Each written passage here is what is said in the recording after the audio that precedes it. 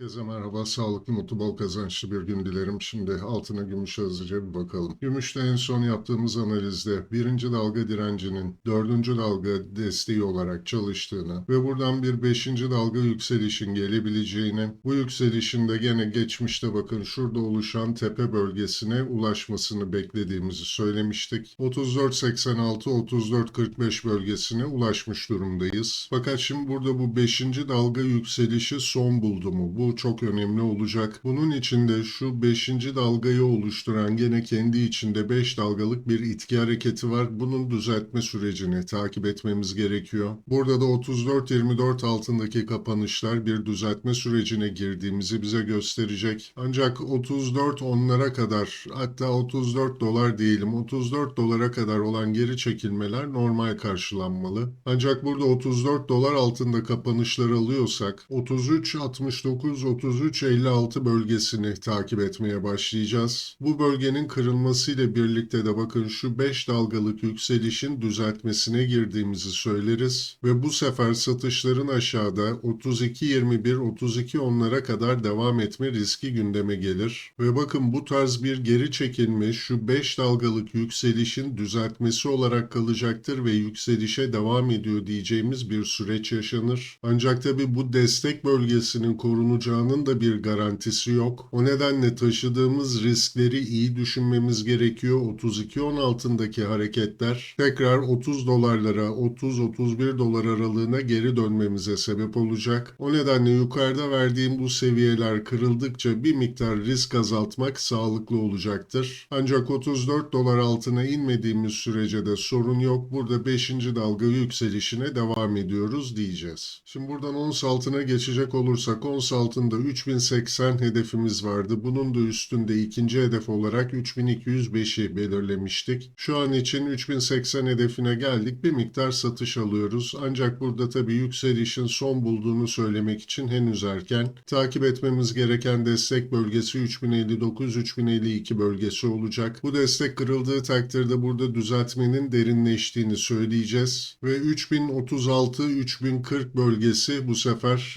önemli bir destek bölgesi olarak karşımıza çıkıyor. Bu bölge de kırılacak olursa düzeltmeden daha sert satışların geldiğini söyleriz. Ve bakın bu sefer aşağıda 2957-2948'e kadar satışların devamı beklenebilir. Ve bu da gene 2880'lerden başlayan yükselişin düzeltmesi olarak kalacaktır. Dolayısıyla bu destek bölgesinin çalışacağının garantisi yok. Kırılması durumunda 2880'lere kadar satışlar devam etme riski var. O nedenle yukarıda verdiğim bu destek bölgelerini 3059, 3052, 3036, 3040 bölgesini stop olarak kullanabilirsiniz. Bu destekler kırıldıkça en azından risk azaltmanız sağlıklı olacaktır. Ancak bu verdiğim bölgeler korunduğu sürece bir sonraki hedefimize doğru 3205'lere doğru da yükselişin devamını bekleriz. Evet, altın ve gümüşten anlatacaklarım bugünlük bu kadar. Platin, paladyum, bakır ve Brent petrol videosunun linki açıklamada mevcut. Aynı saatlerde diğer kanalda bu videoları da yayınlamış olacağım. Evet, tekrar görüşmek üzere diyelim. Hoşça kalın.